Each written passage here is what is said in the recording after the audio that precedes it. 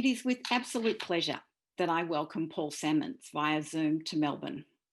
Paul is a close friend and colleague who is an independent curator and educational consultant specialising in difficult histories. His work includes Auschwitz Not Long Ago, Not Far Away, a major travelling exhibition produced by the Spanish company Muselia, which presents some 700 original artefacts to new audiences in Europe and North America. Paul is also chief curator of the exhibition Seeing Auschwitz, produced by Musealia for UNESCO and the United Nations. This powerful exhibit re-examines iconic photographs of the largest killing centre in human history, challenging us to think again about what each one really reveals about that place and time. Paul worked for 10 years at the Imperial War Museum in London, helping to create the United Kingdom's national exhibition on the Holocaust and developing its distinctive educational approach. He is the founding director of the Centre for Holocaust Education at University College in London. Paul served on the United Kingdom delegation to the International Holocaust Remembrance Alliance, and that is where I first met Paul.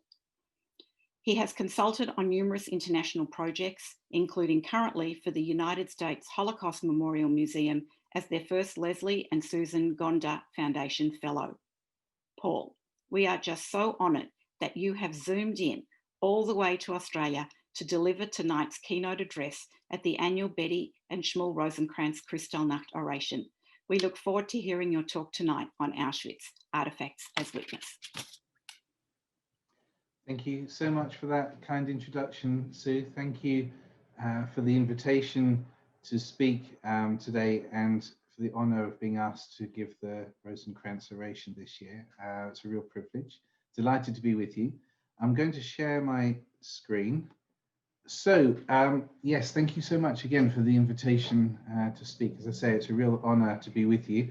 The theme I was going to speak to you about today is based on the exhibition that Sue included in that kind introduction. Auschwitz, Not Long Ago, Not Far Away. This is the largest historical exhibition about the significance of Auschwitz ever curated. It's a travelling exhibition. It opened in Madrid a couple of years ago. Some 600,000 visitors attended. It's currently in New York City, and it will move next year to Kansas City. It is an exhibition of some 700 original artifacts, from many of them from Auschwitz-Birkenau State Museum in Poland, but also collected from from some 30 institutions and individuals around the world. So what I wanted to explore is, why are artifacts such an important part of this exhibition? What is it about artifacts, original items, that draw the visitor so strongly, engage us in this history? I want to argue that artifacts don't give us a better way of understanding the past, of course, but they do give us a different way to other sources of evidence, whether that's photographs. We have some 400 archival photos in this exhibition as well. Documents, of course, minutes that were written, newspapers, speeches that were given from the time, archival film. All of this is a rich kind of tapestry of how we can see and understand and interrogate the past. But there's something about original artifacts, their three-dimensionality, I think, and also that these are the remnants of the past that remain with us in the present. These are the things that people owned, the things that they bought and sold, the things that they made, that they gave to each other as presents. There's something tangible about these physical objects that somehow link us to the people in the past. And this is what I wanted to explore this evening. I was going to say this morning, here this morning, with you this evening. This, I think we'll start with one example. This item appears in our exhibition, Auschwitz, Not Long Ago, Not Far Away. And I want to tell you a little bit of the story behind it. The gentleman that it speaks to is a man at the time, of a young man, Mendel Landau, who was born in a Polish town called Oswiecim, which later was to become much more infamously known as Auschwitz. Mendel Landau was, after the German invasion of Poland, was forced into slave labor, building roads for the German Reich. After the labor on those roads had completed, he was later sent to Auschwitz concentration camp, which was on the outskirts of his hometown. Mendel Landau was there for several years. In 1944, he encountered a Hungarian Jewish man who just arrived, and this man had still not been stripped of his civilian clothing. He was wearing this shirt, this undergarment. It's called a talit katan. This is an item of clothing, an undergarment, an undershirt, worn by observant Jewish men. Mendel Landau was a deeply religious man himself. He was keen as far as he could to retain something of his life before, his identity, to keep up his faith, and of course had been stripped of everything as people were as they entered the concentration camps. But he encountered this man, and he noticed, if I can show you a little bit more closely, these fringes hanging down beneath the corners of this shirt. These are the fringes of the talit, or the talit, in this case, the talit katan, which signify for Jewish religious observant men part of the custom, the tradition of religious observance. And he asked this new arrival if he might borrow this shirt so that he might make a blessing, so that he might fulfill a commandment from the Hebrew scriptures. The new arrival lent it to him, he removed it, he gave it to Mendel Landau, who proceeded to pray. Landau was then spotted by an SS guard and beaten severely, viciously, so that he was left bloodied and battered on the ground. The garment here was snatched away from him and thrown, tossed as a piece of trash in to the side of the camp near the wire, and the SS man moved on. Landau, as the guard moved away, then crawled over to retrieve this garment so that he could return it to its owner.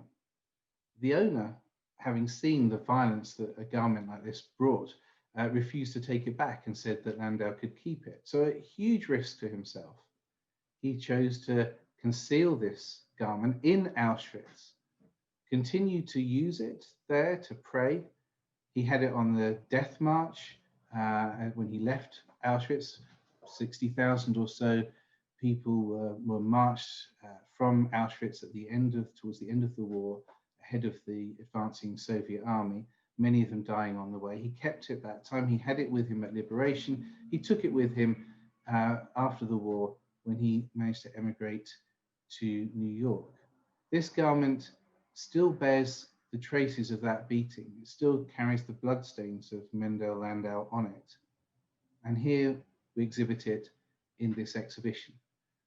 I start with this particular item just because for me at least, it's a vivid recollection of just how powerful what otherwise would be quite simple items perhaps can be when we are able to hang a story, tell a personal story, tell something of the people who owned these objects and of the experience they went through.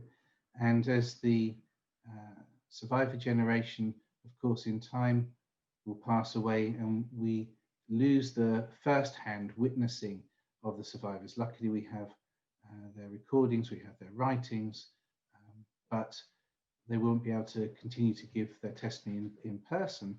To some extent, in an exhibition like this, the items, their objects, their personal possessions carry some of the burden of that memory. And we, of course, working in this field, take on some of that burden as well and try hard to do justice to it.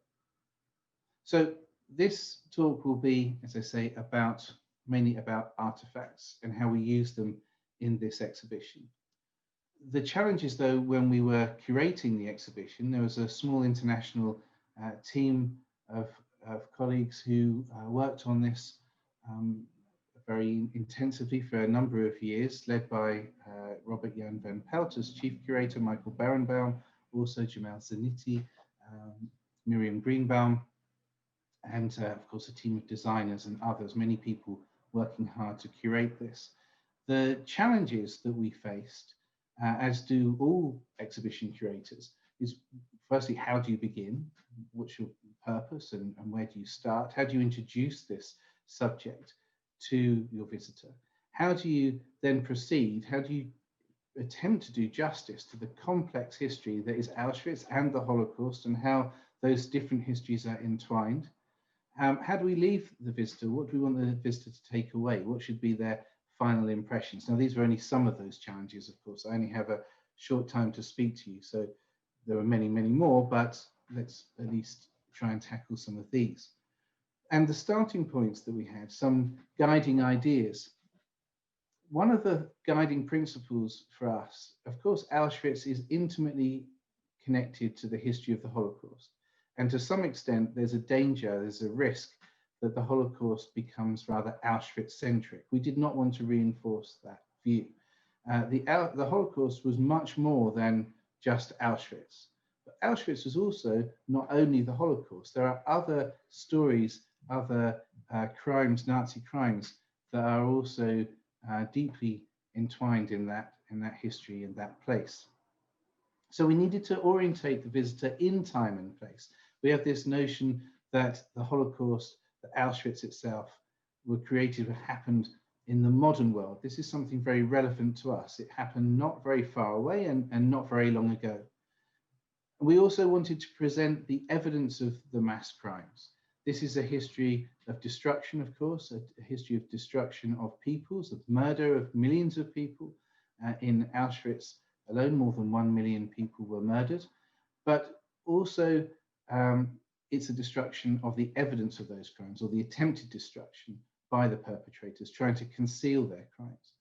And so much of this evidence that we present is on public display for the first time.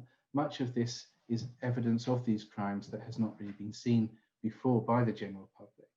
Also, as I hope you saw in that story of Mendel Landau, through that evidence, we wanted to ensure that the voices of the victims are also present throughout. So a number of different kind of guiding principles. But still, how do you start? How do you begin an exhibition like this? How do you introduce the themes, the history, the significance to your visitors? And what perspective do we want them to take?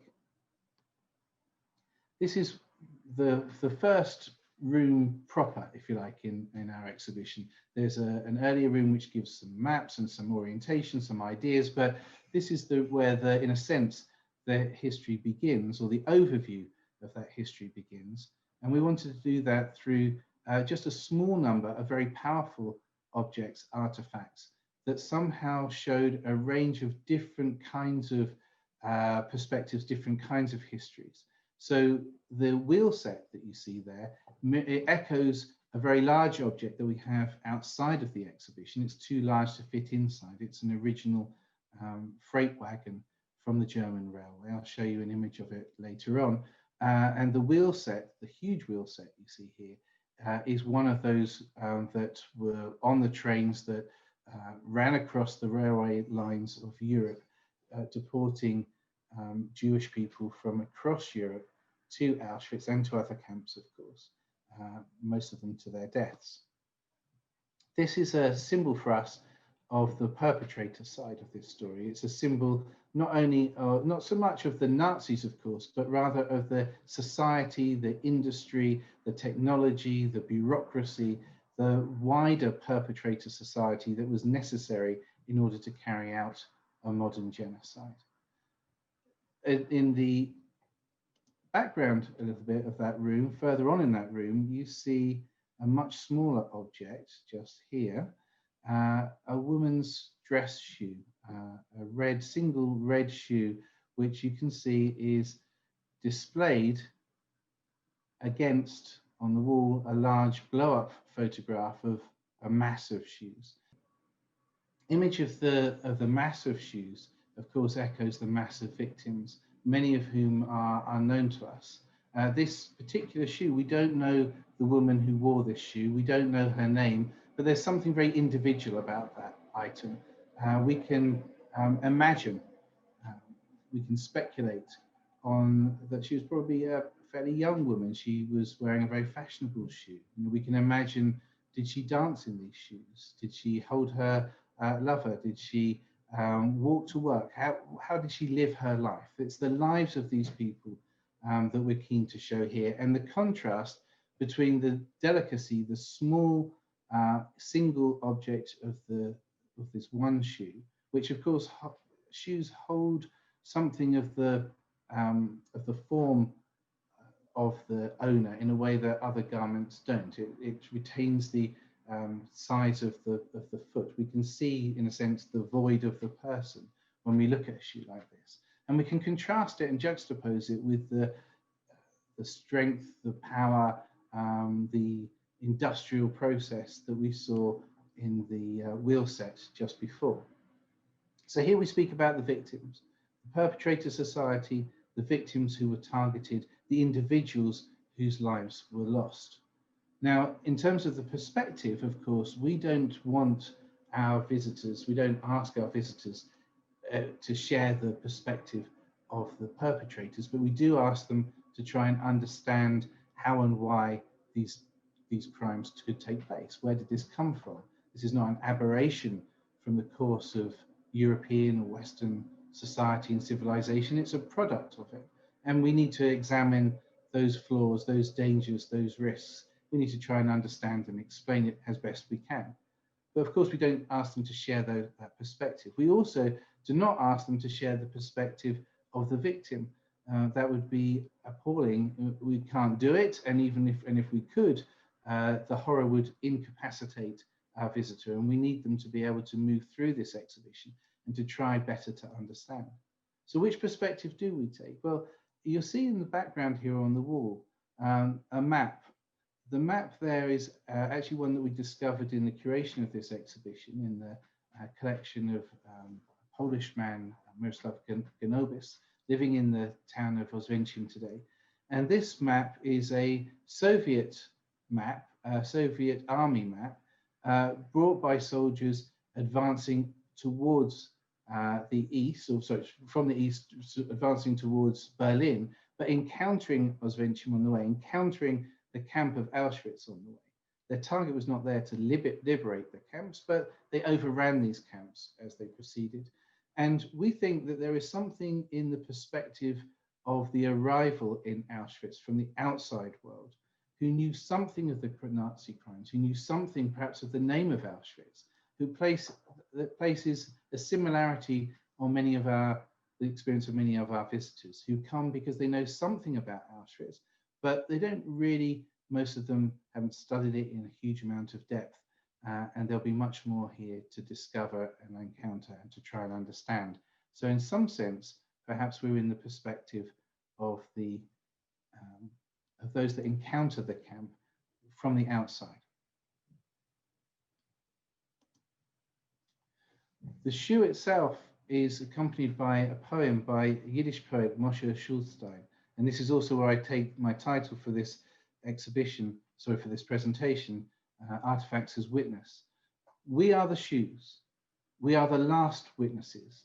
We are shoes from grandchildren and grandfathers, from Prague, Paris, and Amsterdam. And because we are only made of fabric and leather, and not of blood and flesh, each one of us avoided the hellfire. Each of these is very individual. Each of them is very personal, of course. Each of them is a witness to the person who owned it. And it's those people that we're trying to somehow reclaim to our memories, to try and understand something of who these people were, of course, before they fell victim to the Nazis and their collaborators. How do we proceed? Having set up the exhibition and said something about Auschwitz, we wanted to move back in and out of that place, Auschwitz itself, but also backwards and forwards in time. It was important for us to tell not only the history of the camp itself, but to take Auschwitz as a place in the world. It's not planet Auschwitz. It doesn't just materialize out of nowhere, but an orienting point for the wider history that we want to tell, this complex story. So we move from that first space, that first room, back in time to explore the history of the pre-war life of Oswiecim. As I mentioned before, Oswiecim being the Polish name for the town which today we know as Auschwitz. The German name for that town was Auschwitz. And from there, the pre-war life of Jews and Roma. The genocide of the Roma is also a key part of the history of Auschwitz in modern Europe. We also wanted to then relate the history of Auschwitz itself to the wider history, to place Auschwitz in its context. Again, not to overemphasize the role of Auschwitz, not to make the Holocaust Auschwitz-centric, but rather to understand the significant role that Auschwitz played in that wider history and how it was affected by the developing context of that time, of the rise of the Nazis after the First World War, the impact of the war, the unfolding of the Second World War itself. How do these other events impact on Auschwitz, and how does Auschwitz provide a kind of thread for us to explore this complex historical and traumatic period? So going back to Oswiecim, Auschwitz, or in Yiddish, Auschwitzin, is this town which has centuries of history. It isn't just a place that should be associated only with the camp that, of course, dominates our popular imagination today, but it's a place where Jews and ethnic Poles and ethnic Germans lived alongside each other, often in harmony, often in peace, often productively, but of course with great tensions as well. And this is a kind of microcosm for us of some of the diverse communities that could be found throughout Europe and that set some of the context of our time.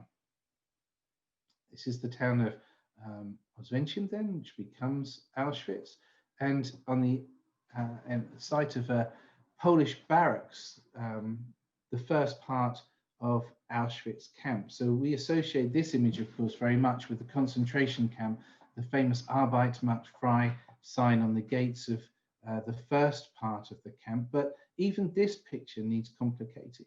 Auschwitz was not just a single site. Auschwitz, as I say, is a town, the German name for the town of Oswiecim. But even the concentration camp wasn't a single site, but rather became a vast complex. Over the period of the Second World War, following the German invasion in 1939, this first part of the camp was established in 1940. But over the course of the war, Auschwitz continued to expand its territory, its roles, and its functions until it covered a vast area of some 16 square miles and some 50 or so sub-camps. 3 major camps, Auschwitz I, Auschwitz II, Auschwitz III, but many other smaller camps as well. So Auschwitz I, the main camp, we see the gateway to that camp here in this more modern day photograph. But after the invasion of the Soviet Union in 1941, in order to receive vast numbers of Soviet prisoners of war, hundreds of thousands of prisoners of war had been taken in the first months of the invasion of the Soviet Union, the Germans constructed a couple of miles away from Auschwitz I, this camp, which became known as Auschwitz II Birkenau. It's by the small village of Brzezinka, in German Birkenau. And this vast camp was initially intended to house Soviet POWs. So the expansion of the camp is very much connected to the development of the war. And in order to understand how Auschwitz develops, expands, and changes its functions, we need to connect it to that wider history. So Auschwitz II, Birkenau, in 1942, changes its function. So it doesn't remain primarily a site of Soviet POWs. That actually shifts rather early. And by 1942, Auschwitz is becoming a central part of what the Germans were to call the final solution of the Jewish problem in Europe. So what we today, of course, call the Holocaust. This is a photograph from 1944 and the arrival of thousands of Hungarian men, women, and children on the rampart at Auschwitz II Birkenau, where they were arriving, most of them to be murdered within hours of arrival in the gas chambers and burned in the crematoria there. So this is a different function of Auschwitz. It was not intended for this function when it first started. Auschwitz I, the main camp, and Auschwitz concentration camp in its origins was as a place of subjugation, of terror of the Polish people as part of the invasion and occupation of Poland. It shifts and becomes also, and then primarily, this site of mass murder of the Jewish people of Europe. This is an image drawn by one of the Sonderkommando, the Jewish prisoners who were forced to work inside the gas chambers in crematoria just after the war. One of the survivor witnesses, David Aller, showing us one of the crematoria that he was forced to work in. But Auschwitz throughout its time was also and always a place of slave labor. And this image is something which we use to show something of the industrialized nature of genocide and also the economic aspects of genocide. So that's slave labor here. IG Farben, the world's second largest corporation at that time, employed huge numbers of slave laborers drawn from Auschwitz III Monowitz, a slave labor pool that the Nazis provided. And here again, we see some of that industrialization. So this is another function of Auschwitz, which continues throughout that period. And here, this aerial map, this aerial photograph, giving you a sense of where these different places are located. So here, I hope you can see my cursor, Auschwitz or Oswiecim, the town, the city, on the banks of the River Sola. The Auschwitz main camp, this was the site of the Polish army barracks, which were turned into the first concentration camp, remains the main camp in Auschwitz. The railway lines, selections were taking place out here for most of the period of Auschwitz, but this railway spur, this railway line is extended in 1944 to murder the Jews of Hungary more quickly, to bring them closer to the gas chambers and the crematoria. So this is the line where the photograph I showed you of the train arrived and the people unloading, spilling out of those trains, those Hungarian Jews, was in that spot there on this ramp. And then the vast industrial site of IG Farben served by Auschwitz Monowitz over here. So, and many, many more sites of Auschwitz camp, the sub-camps, as I say, some 50 camps during the period. So it's a hugely complex picture, and we need to find a way through that history. And we found that by moving in and out of Auschwitz and the context of the time is a way to try and tell not only the history of Auschwitz itself, we're not trying to go from Arbeit macht frei, barrack by barrack through to liberation, but rather to show the changing, developing roles of Auschwitz, its significance in that wider history, and to be able to tell much of the history of the Holocaust as well.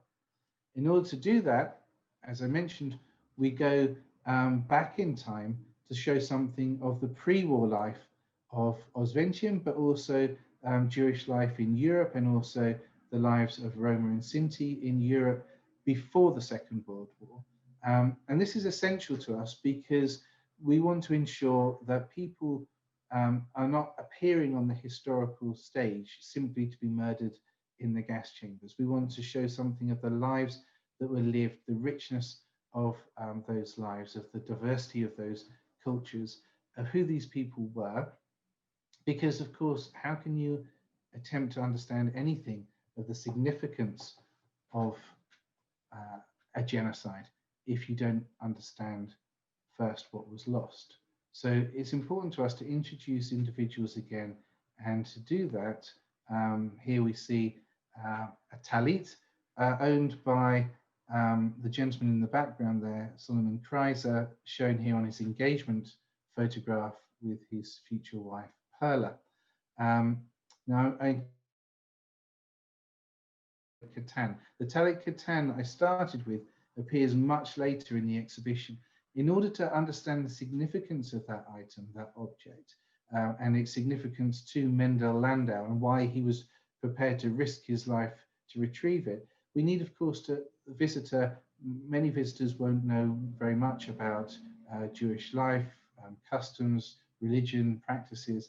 And so in this pre-war life space, we're also able to introduce them to some of those themes. And the talit that you see here also has those same fringes that you saw in the talit katan. There's a link there.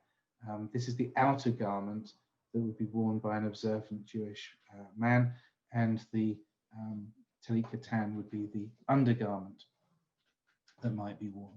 Now, why do we show this here? Well, Solomon Kreiser was also from Oswiecim originally. He was born near Oswiecim.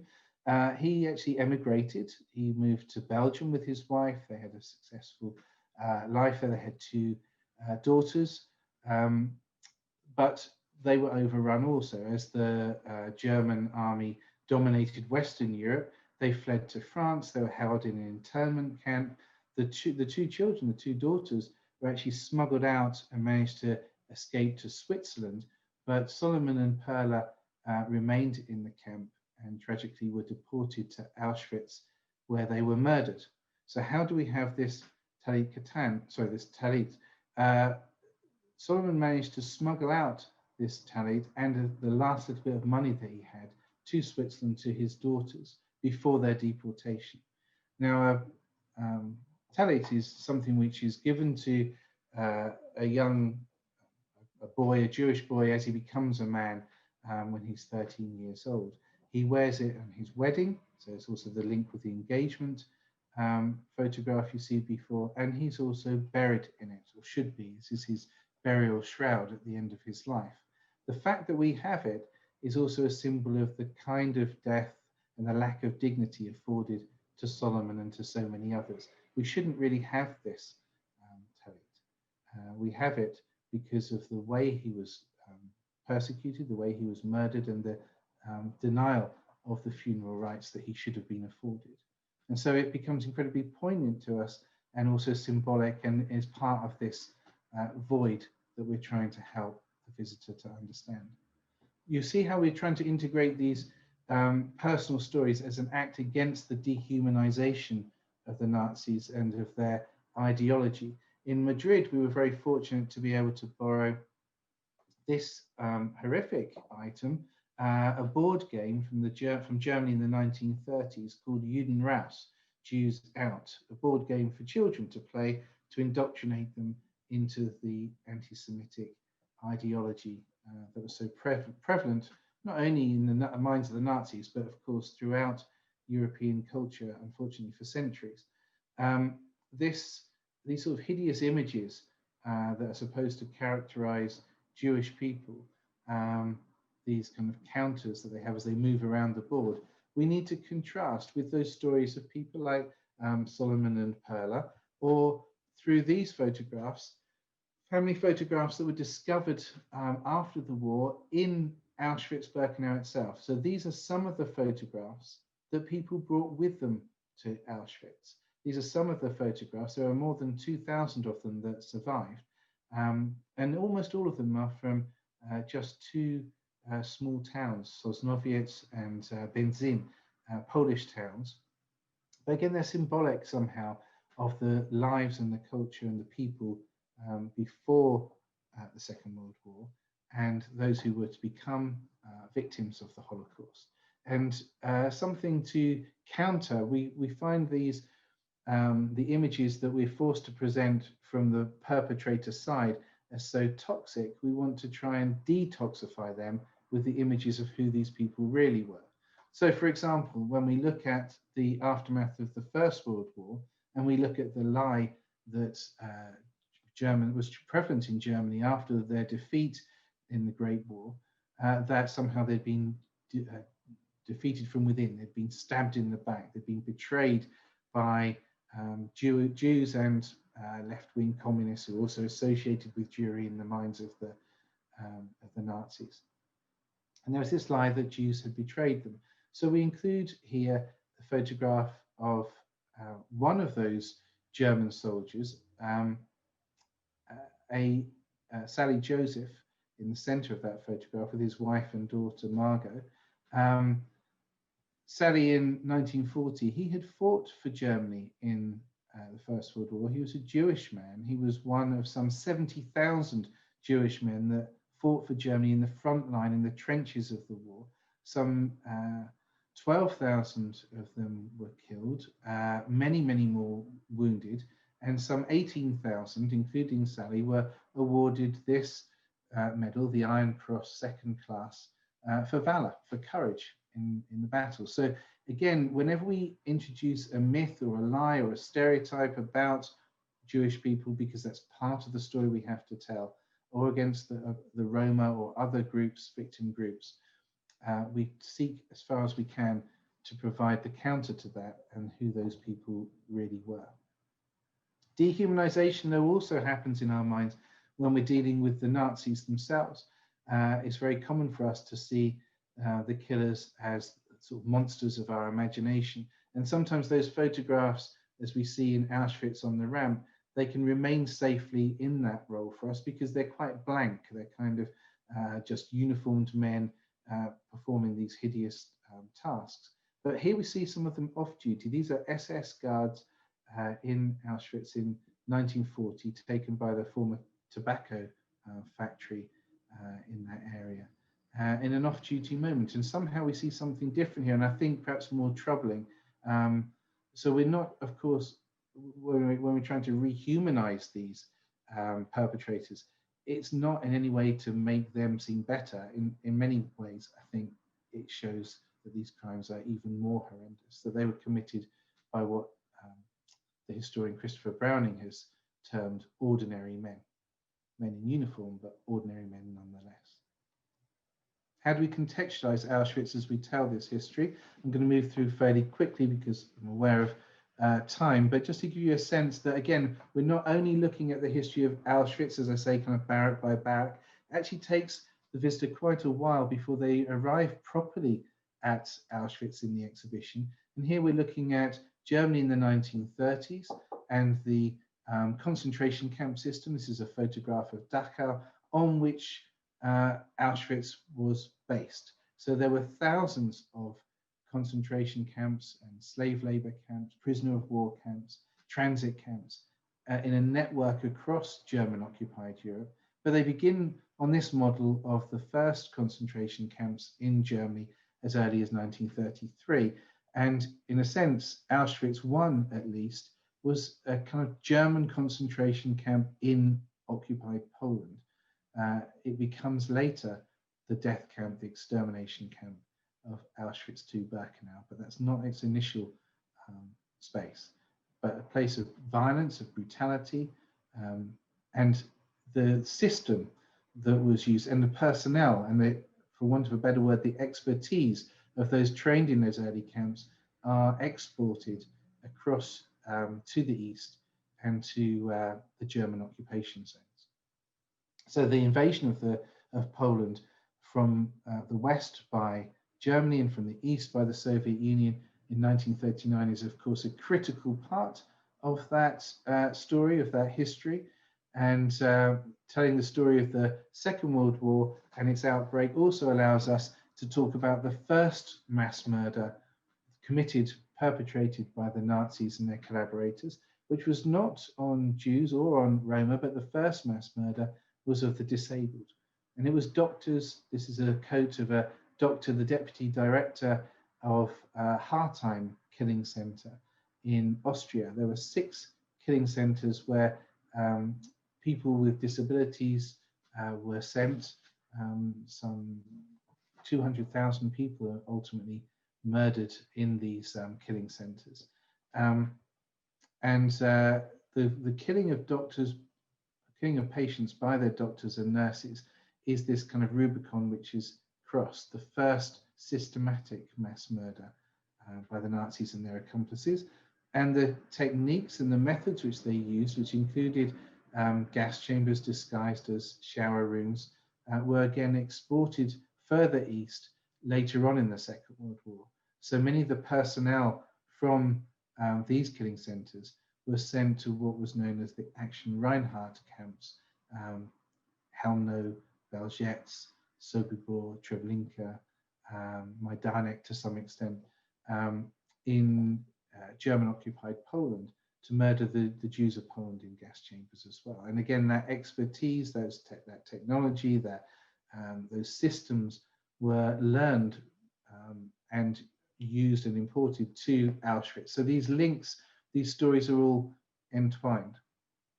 This is a sign which, a road sign from Auschwitz during the Second World War. So it's the renaming of Oswiecim to Auschwitz. It symbolizes for us this moment in 1939, 1940, as this Polish town comes under German occupation. And this is really where we move into the first part of the concentration camp proper in Auschwitz. In the concentration camp, there were many victims. In Auschwitz concentration camp, this is a German criminal, Otto Kussel, a capo, is a prisoner functionary who, many of them were as brutal as the SS guards, beat and killed other inmates. This particular capo, the Otto Kussel, was actually known to be very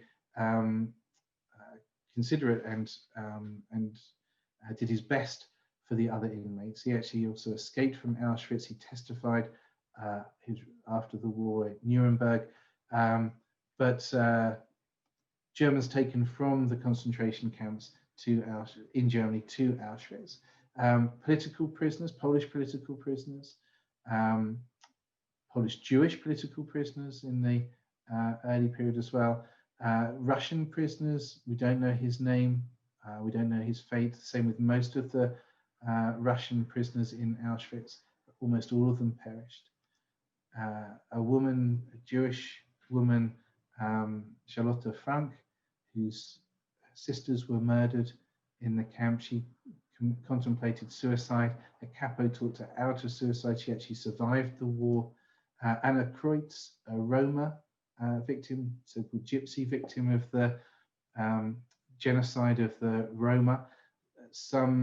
At least 250,000, perhaps 500,000 Roma and Sinti men, women and children were murdered in a genocide which was both parallel and entwined with the Shoah, the Holocaust, the genocide of the Jews. There was a so-called gypsy family camp in Auschwitz, some 23,000 Roma and Sinti sent there. Most of them perished from appalling conditions, disease, brutality, and several thousand of them murdered in gas chambers. A very small number survived. So we were very keen to tell these stories also. Charlotte Delbo, a prisoner from France, a member of the resistance, a writer. We'll return to Charlotte Delbo at the end of the presentation. So please remember her face and her name.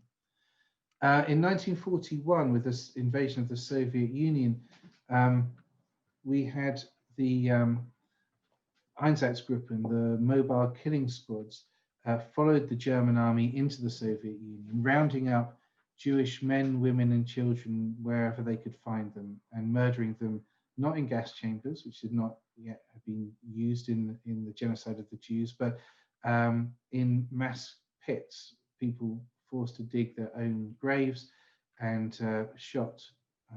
stripped and shot into these pits.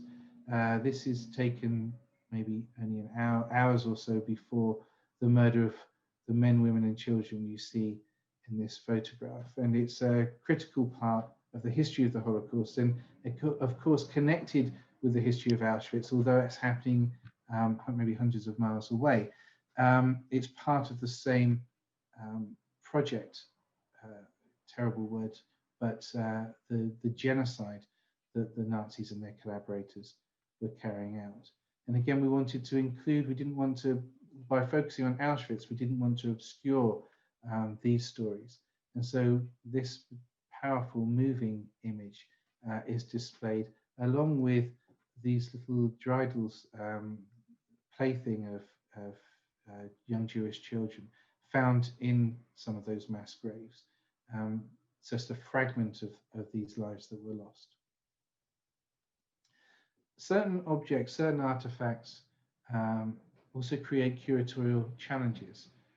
This is the blouse of a woman called Rachel Porus, given to her by her sister Haya Porus in the ghetto in Lithuania, German-occupied Lithuania.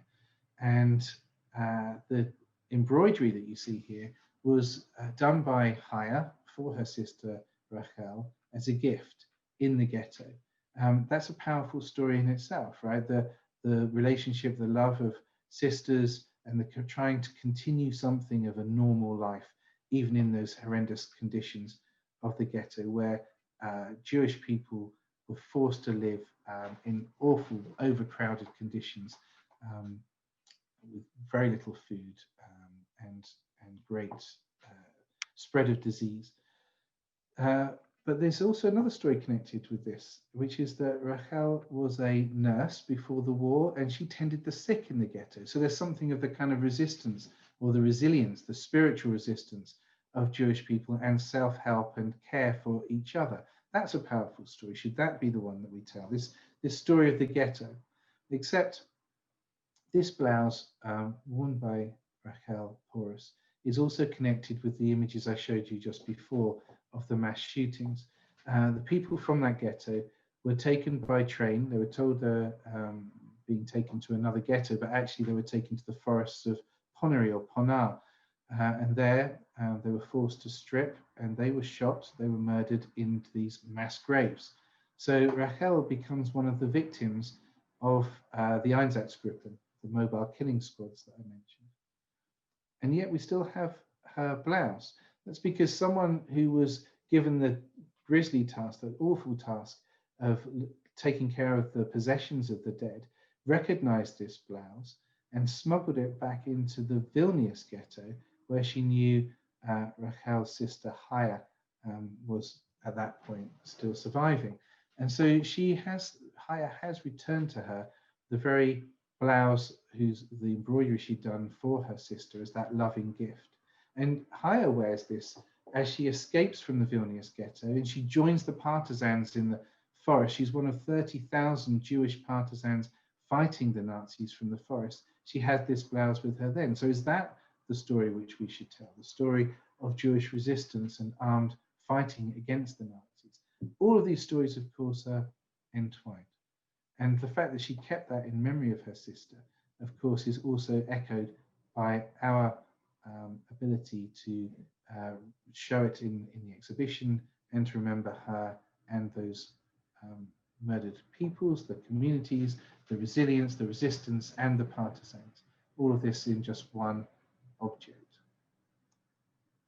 In 1942, December 1942, the attack on Pearl Harbor brings the United States into the war, end of 1941. And so at the beginning of 1942, there is this conference in Wannsee where the leadership are discussing the implementation of the final solution of the Jews of Europe, the mass murder, which leads also to this extension of the role of Auschwitz as a central place of killing of Jewish people from all across the continent. And so we're back here with this map to the railway lines and the railway wagon that we met through that wheel set in the first room, and the deportations. And I mentioned to you that outside of our exhibition, too large to fit in the rooms themselves, but outside the venue is this railway wagon. This is how it was found by Jamal Zaniti. It was purchased by Musealia, it was restored, and you can see here on the wheel, actually it's from 1940. This is the absolute type of railway wagon that was used to deport Jewish people, men, women, and children to Auschwitz. And we see exactly the same type of wagon in the photographs from 1944, the arrival in Auschwitz. I showed you a photograph similar to this before. Those railway wagons are the same type as the one that we display outside the exhibition. And so we're back now with deportation. People brought with them these belongings, of course. Most of them are anonymous, but occasionally we're able to identify an actual individual, Dr. Kurt Stein. We know he was a Czech doctor. He and his mother were deported just days apart to Auschwitz. Both of them were murdered on arrival. We also tried to set up a series of echoes and rhythms and resonance throughout the exhibition. So Again, I'm aware of time, but let me take you through quickly how some of these different objects relate and speak to each other. Going back to that first room of pre-war life, we talk about in Oswiecim the story of Alphonse and Felicia Haberfeld and their daughter Francisca. They own the Haberfeld liquor factory. These are the bottles I think you saw in one of the earlier photographs I showed as well, that are actually sent out, a large employer in Oswiecim. These bottles are exported across Europe, again, of course, on those same railway lines that later would bring Jewish people into Auschwitz and to their death. So you have Auschwitz, Oswiecim going out to the world in the pre-war life, and during the Second World War, the Jewish world, coming into its destruction in that same place. This desk is the desk that Haberfeld administered his office, his business from, of course, providing for his family, the great charitable works that this family gave to the local community as well. Alphonse and Felicia actually survived. They happened to be in New York when war broke out, couldn't get back. Their young daughter, Francisca, was left with her grandparents. They couldn't reach her, and she was ultimately murdered in the death camp of Belzec. But that desk is echoed later when we reach Auschwitz concentration camp. This is the desk which is used by Rudolf Höss, the first commandant of Auschwitz, to administer his concentration camp. This is his business, is one of suffering, persecution, and ultimately mass murder, of course. But his family is also shown here because they live in a villa just on the edge of Auschwitz I, just meters away from the gas chamber and crematoria of Auschwitz I. And here you see Höss's family playing in their garden, which he said in his writings, how much his wife enjoyed their garden on the edge of Auschwitz. These links, these echoes, are not necessarily made explicit, but they are deliberate, that we are meeting the same kind of objects in pretty much the same place, but of course in very different contexts. We're back to the shoe that I showed you at the beginning, that dress shoe, because shoes are also a motif that we return to. This is a wooden clog worn by prisoners in Auschwitz. Of course, their clothing was taken away from them. They were stripped.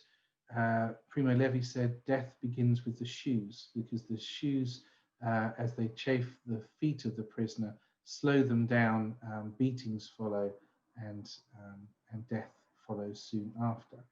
But there are also the boots of an SS officer, here situated at the point of selection, where people were chosen either for life or death.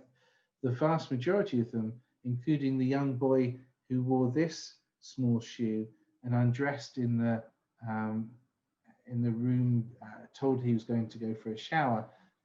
Here we see his little sock still tucked into that shoe, believing that they were going for a shower. But of course, as we know, the showers were fake. People were murdered in those gas chambers. The gas mask and this tin of Cyclone B gas that was poured through a gas column, murdering the people inside. The one thing which some people still wore inside the gas chambers would be their spectacles. And here, one of those pairs of spectacles with a broken lens and a clouded, opaque lens, symbolic of the last remnants of those murdered people. Possessions which they brought with them were sorted in a place called Canada. All the things that people brought with them were seen to have some value by the Nazis. So there are thousands of these sorts of items: hairbrushes, combs, perfume bottles, umbrellas, cheese graters. Everything had some value, of course, except for human life. And the shadows cast by these objects are again symbolic of those people that brought these objects with them and who are anonymous to us, but somehow the individuality of each of these objects, we try to capture something of who those people were. The largest of the objects that we have was discovered on the site of Auschwitz III, being used as a kind of storage shed. It was purchased by Musealia, restored, and this is one of the original barracks from Auschwitz. which is a way that we can show the life inside the camps, including, of course, the appalling human medical experiments, life inside the camps, which, of course, usually ended in the death of the inmates as well. A stretcher here, which, of course, the size of it, the shape of it, is also reminiscent of the people who were carried from their labour, from their forced labour, from their barracks, and the weakened, the weakened prisoners who were murdered in the gas chambers. So very few. It wasn't a choice of being chosen for either death or life. Even those chosen to work in the camp were worked to death. The barracks. This is a bunk from those barracks. I want to end with these last few objects. And inside the barracks, one thing which you could keep warm under, or try to, is these thin blankets. This particular blanket was grabbed by a Jewish tailor from Austria, Siegfried Fedrid, as he was forced out on the death march. Despite the degradation and the humiliation, the violence that he'd been suffering, this is the one thing which protects him against the freezing winter in January of 1945, as he's marched on this death march and people are perishing all around him, and he huddles underneath it and survives. But we include it here as well because, remarkably, he doesn't just save himself, but he shares this blanket with 4 others. And his act of humanity is perhaps one thing which gives us some kind of hope at the end of this dreadful story. How to end then? We end with a return to life. Almost everyone in this photograph and their children were murdered, either shot or killed in Belzet's death camp. The man on the right, though, another tailor, this one, Jacob Grunbaum, after the war, actually gets hold of bolts of cloth which were intended for the German Wehrmacht, the German army, and he turns this into a house coat, a house robe, a kind of dressing gown, if you like, of that kind of return to life. But all of his family were murdered. He did marry, he had a child after him. That child is one of the curators of this exhibition, Miriam Greenbaum. We also show the aftermath for the Roma. This is a painting by Isaiah Stoiker. After All, Nothing. This is the title of this work. The legacy, the void, the destruction of the communities. But we try to end by showing something of who these people were before the mass murder. So this film plays at the end of the exhibition because we didn't want the last thing our visitors to see or to be thinking about were the murdered people of Auschwitz, but rather who those people were before the Second World War, and again to give us some sense of what was lost.